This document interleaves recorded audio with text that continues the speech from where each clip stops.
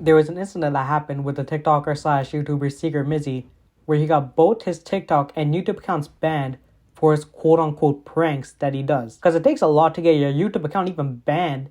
There are still people on the platform who I wonder, how are they still there? That's because what he did was a crime that he labeled as a prank or a joke. Also, sub to the channel if you haven't. What we'll be talking about is about what happened past and future videos after the whole incident, After Effects, the Piers Morgan interview, Talk TV, and the Gideon and Sneeko interview. With that, let's get started. So this happened like 3 weeks ago where he filmed his quote-unquote TikTok prank by walking into someone's house while the doors open. Even with the doors open, it's considered breaking and entering / burglary into someone's house, which I didn't know because I thought it would be called something else. But you learn something new every day. Get into random houses, let's go!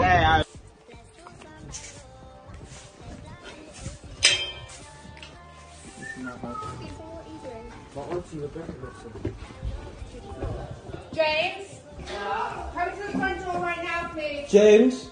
James. You man come. Hello, James. We need to speak to James. James. Hi.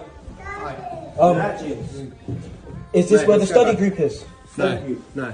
What door number is this? No. Study group. No, 5:30. Come on. Come on. It's a big one, guys. Come on.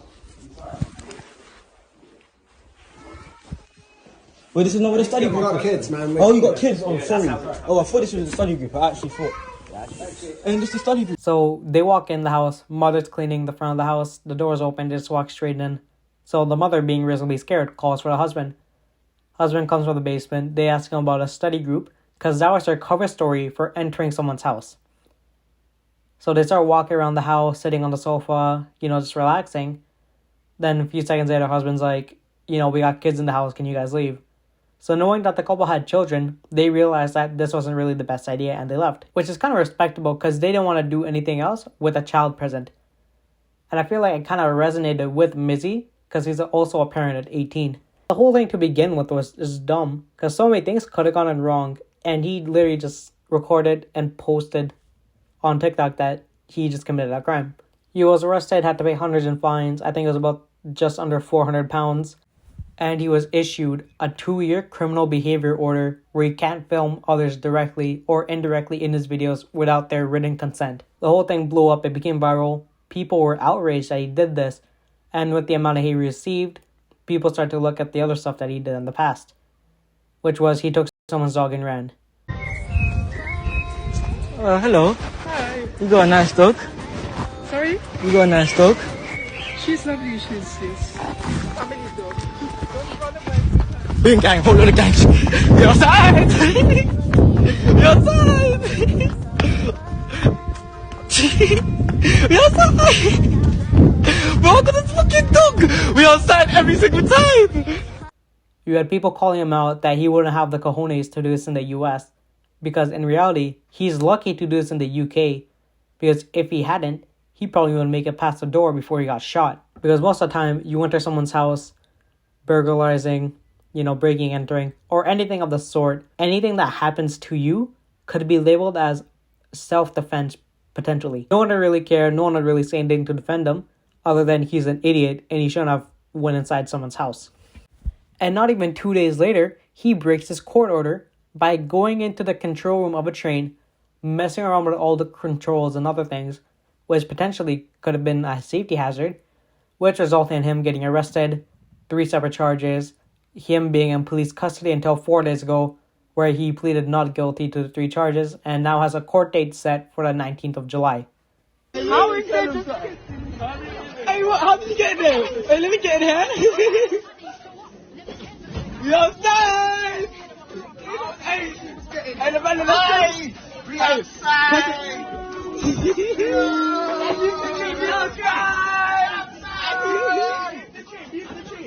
Hello, can I call the police? The people on the train!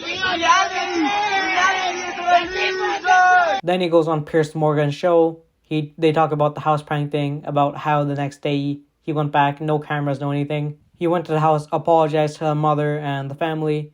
The mother recorded the apology, I'm guessing for like safety or something, which is, kind of nice or better than other pranksters. Because they would do something not say sorry, or sometimes they would say one sorry and then that was that. But still, people don't do stuff on that level that he did. They talk about the whole, taking someone's dog and do you want to die prank, where he would walk up to people and ask if they want to die today. There was also a prank like this back in the so-called golden prank days of YouTube, back in 2014, I think. This guy would ask people if they want to die as in dye their hair. He would go up, people would get a little bit nervous, a little get fearful. Then he pulls out a hair dye, then it would be a sigh of relief, realizing that the reason why he was asking if they want to dye their hair or dye was because the guy was bald and he wouldn't need or any use for it. But Mizzy, he didn't bring out a hair dye. He was just straight up just asking people in the middle of the night at a train station if they wanted to dye. He was asked what he's going to do next after this whole thing. He's like, I'm going to do gaming, IRL stuff, and other things on Twitch. Then they talk about him jumping on a Jewish guy for a challenge/trend, where you would jump on someone when the beat dropped of the song, and that was it. So I think he did it multiple times to multiple different people of multiple different backgrounds, right? But when he did it to a Jewish person, people said it was a targeted attack. He tried to do something, say stuff to like the Tate brothers. They're like, they want to take him under his wing, show him other paths than the one he's taking right now. Basically trying to expand his knowledge and trying to knock some sense into this guy. Then he went on Talk TV, which is I think a UK talk show / radio, where at the end of it, he left. It was a question. Mizzy, I've got a question for you. So I know you've spoken a lot about social media and how that's impacted you and that you want to sort of get a lot of this attention on social media yourself. Do you think that you doing this on social media will encourage other people to commit crimes that potentially could cause a lot of damage? And by damage, I mean it could cause somebody to, be incredibly injured or something like that. Do you think you've encouraged that kind of behaviour? And he's not answering the question. Do you think I don't understand this whole... Do you want to be like a good role model? Hey, no, hang on a second. You can do that to me, you're not doing it to a guest. You stare at another guest again, and I'm going to personally remove you. I'm not taking the mick. You glared at her in a threatening fashion. You do that, I'll drag you out by the hair, and you can be as hard as you pretend you are. You apologise to her right now, or you're leaving. I respect you, but I'm done here. Good riddance to bad rubbish. Threatening guests does not happen on my show under any circumstances. Reem, I'm very sorry, but the way he glared at you is not acceptable. We never should have had him on the show. I didn't even want him here. I think the guy's a complete and total fool. And the fact that I attempted to have a sensible interview with an idiot like that is absolutely disgusting. Get him out of here. Security, get the security from downstairs and get rid of him. Get rid of him, for Christ's sake. Do you know what? Get rid of him. He's angry. So there are 4 people on the actual talk show. You had the 2 hosts and the 2 guests. One of the guests being Mizzy, the other guest being the girl right beside him. So she asked him a question, being like, do you think what you're doing will influence others to do the same / commit crimes? Which honestly is a valid question. So when she's asking the question, right? He's looking at her, nothing wrong with that, because when someone asks you something, you tend to look at them out of a sign of respect, eye contact and everything to show that you're paying attention. Then, when she finishes her question, he doesn't talk for half a second. Oh, so you're not responding? And then the guy host just starts going off on him for really no reason.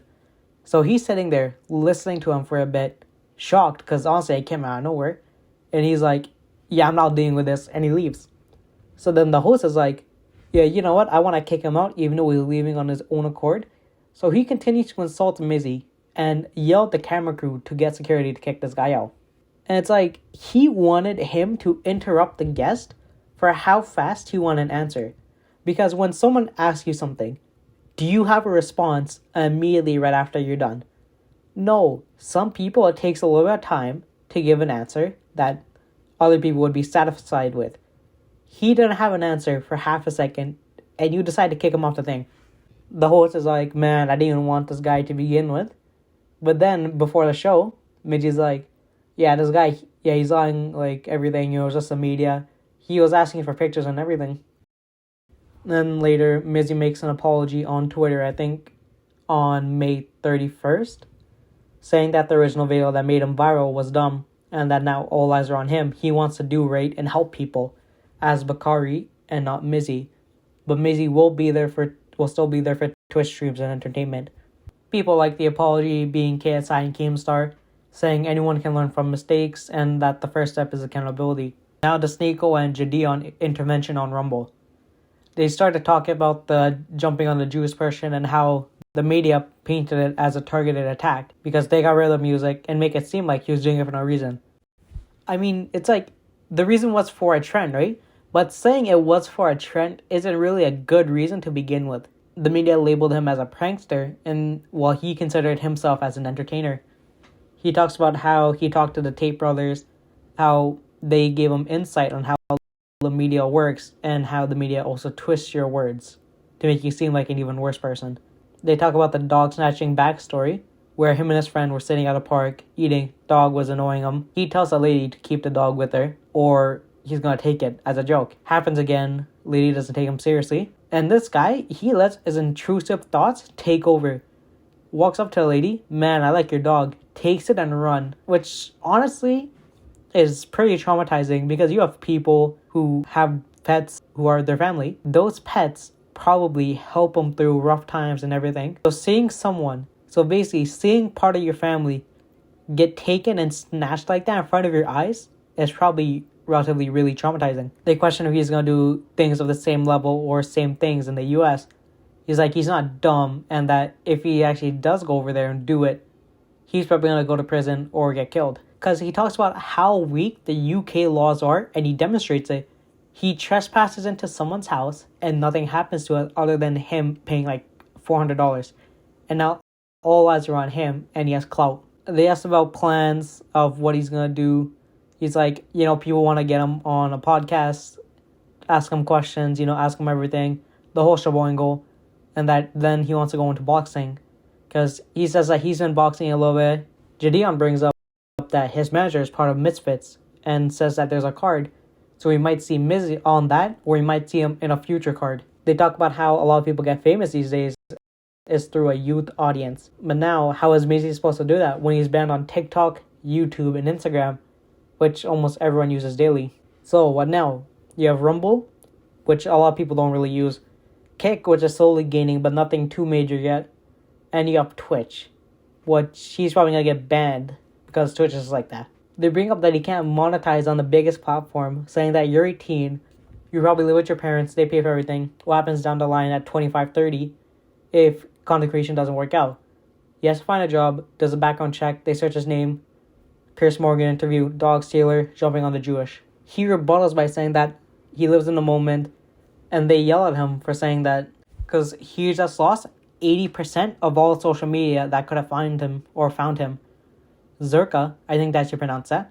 He brings up a point saying that you have to be all in for social media at this point, because at this point he might not be able to get a civil job that can make a lot of money. Because who's gonna hire someone like that? Saying that far in with the social media game, he can't get banned this fast. And he's right. What's the point of doing everything that Mizzy does, right? And then getting banned on everything before he can actually start making money. They try to tell him things, give him advice and everything, because people are comparing him with Jadeon, but what he does aren't crimes, and he's making bank doing it. Same thing with Nico. He's doing his own thing, but he started on YouTube before he got banned. He got a starting audience, and now he's making bank. But he's choosing not to listen to the advice of people in his area who's already made it big. They ask him, where do you plan on monetizing your content? And he says Twitch. They laugh at him, and Jadeon already tells them just don't make an account.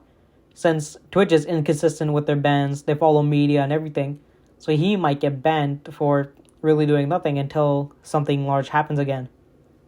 They try to give him a reality check, saying that how is he supposed to make money on YouTube, spend hours learning how the algorithm works, everything, how to make a viral video, if he can't even post in the first place. So where's that money going to come from? Jadeon tries to give him a talk, nothing really works out, and nothing's really going in his head. After a while, he's like, I'm done listening, and leaves. That's about it. If you liked, then sub. If you sub, you might get another video.